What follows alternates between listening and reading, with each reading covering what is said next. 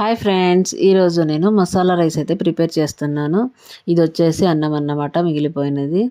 మనం ఇప్పుడు కడాయి తీసుకొని ఆయిల్ వేసుకొని అందులో అల్లం వెల్లుల్లి పేస్ట్, జీడిపప్పులు వేసి ఫ్రై చేసుకోవాలి. ఇంకా నెక్స్ట్ వచ్చేసి ఉల్లిపాయలు, టమాటాలు, పచ్చిమిరపకాయలు కూడా వేసుకొని 2 ఇలాచి 2 లవంగాలు వేసాను.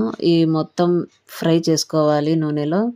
ఇప్పుడు నెక్స్ట్ వచ్చేసి పసుపు, ఉప్పు, కారం కొంచెం కొంచెమే వేసుకోండి, లైట్గా వేసి మొత్తం కలిపేసుకొని కొత్తిమీర, పుదీనా కూడా వేసి మొత్తంగా ఫ్రై చేసుకోవాలి. ఇప్పుడు నెక్స్ట్ వచ్చేసి అన్నం అందులో వేయాలన్నమాట. వేసి మసాలా మొత్తం కలపాలి. కలిపేసుకున్న తర్వాత మన మసాలా రైస్ అయితే రెడీ అయిపోతుంది. చాలా టేస్ట్గా ఉంటుంది. మీరు కూడా ట్రై చేయండి. నచ్చితే లైక్ చేసి సబ్స్క్రైబ్ చేసుకోండి. అందరికీ happy Rakshabandhan. Bye friends, next వీడియోలో మళ్ళీ కలుద్దాం.